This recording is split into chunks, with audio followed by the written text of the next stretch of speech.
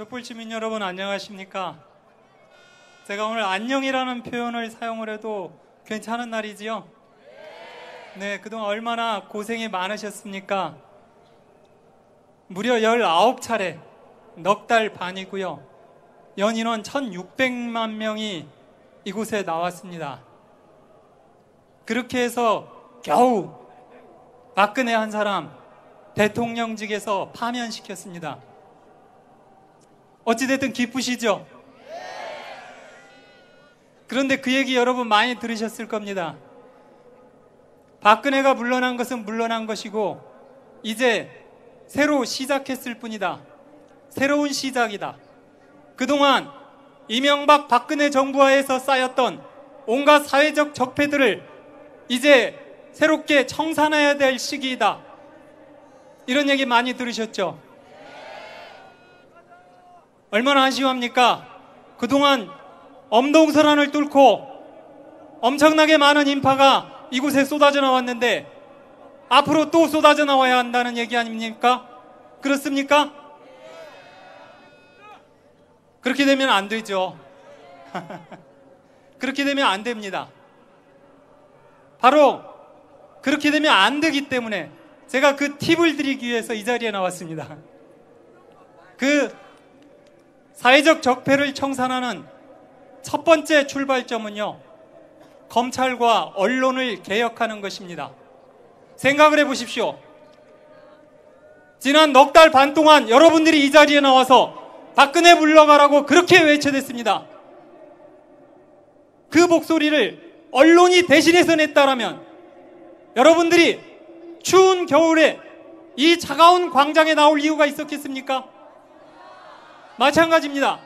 검찰이 똑바로 일을 해서요, 이재용, 박근혜의 구속을 지켰다면 여러분들이 이 차가운 광장에 나와서 오늘도 떠들 일이 없었을 겁니다. 검찰과 언론이 바로 서야 대한민국이 바로 섭니다. 그런데 검찰과 언론은 과연 누구의 것입니까?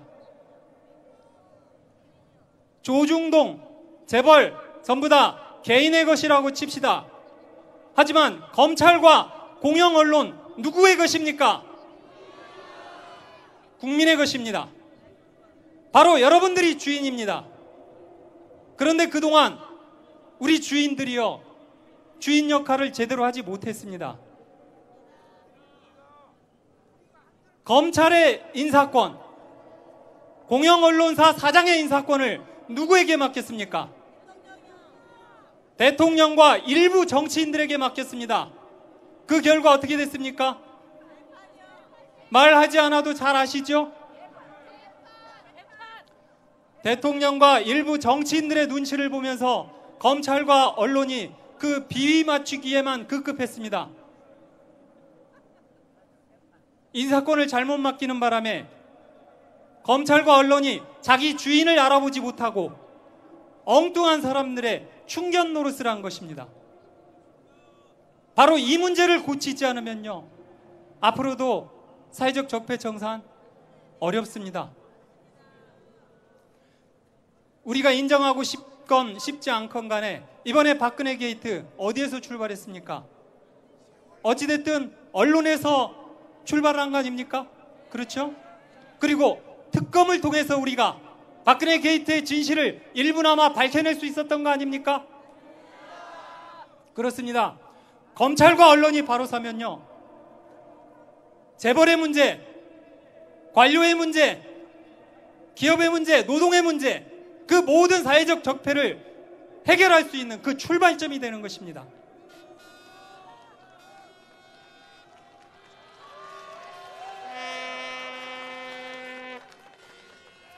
그래서 저는 이 자리에서 제안을 하고 싶습니다. 앞으로 언론과 검찰의 인사권을 국민에게 돌려줘라.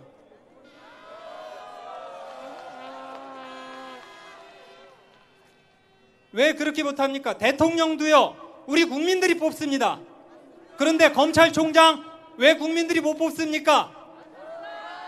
공영 언론사 사장 왜 국민들이 못 뽑습니까?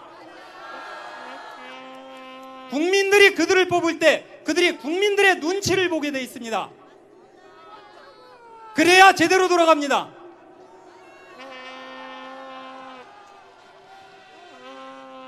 이번에 박근혜가 탄핵을 당하면서요, 이런 얘기들을 많이 합니다. 위대한 국민의 승리다, 촛불의 승리다라는 이야기를 합니다. 왜 꼭 이런 이벤트가 있을 때만 위대한 국민이 등장을 하고요, 이런 이벤트가 끝나고 나면 국민은 사라져버립니다. 그렇죠? 국민이 왜 일상 속으로 들어오지를 못합니까?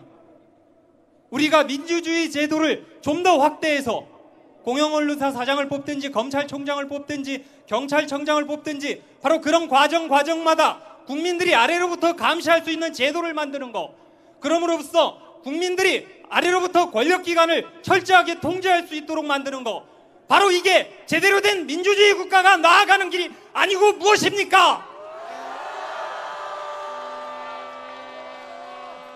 마지막으로 한마디만 하겠습니다. 예수님께서 이런 말씀을 하셨어요. 카이사르의 것은 카이사르에게, 하나님의 것은 하나님에게 돌려줘라. 하나를 더 추가하고 싶습니다. 국민의 것은 국민에게 돌려줍시다. 고맙습니다. 이용마 기자님께 다시 한번 큰 박수 부탁드립니다.